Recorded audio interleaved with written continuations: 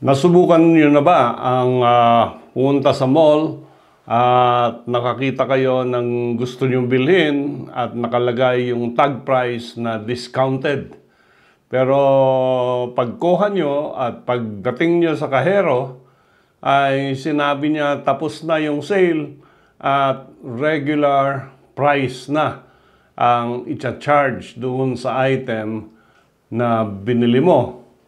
So, pag ganun ang nangyari, ano ba ang pwede mong i-insist?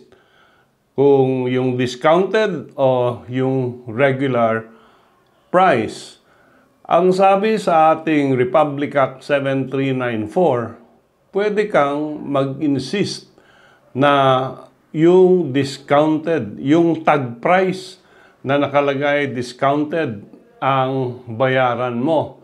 Kasi pag nilagay nila yung presyo doon sa isang item, the consumers cannot be asked to pay more than what the price tag states. So, kasalanan ng mall yan kung hindi nila natanggal yung tag price.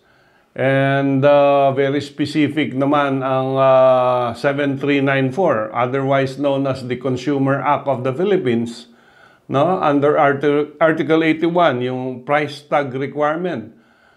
It shall be unlawful to offer any consumer product for retail sale to the public without an appropriate price tag, label, or making publicly displayed to indicate the price of each article. And the said products shall not be sold at a price higher than that stated therein, and without discrimination to all buyers. So, pag nilagay yung tag na ito yung presyo, whether or not tapos na yung sale, no? Whether or not wala nang discount, kailangan igalang ng mall yung nakalagay na tag doon sa item.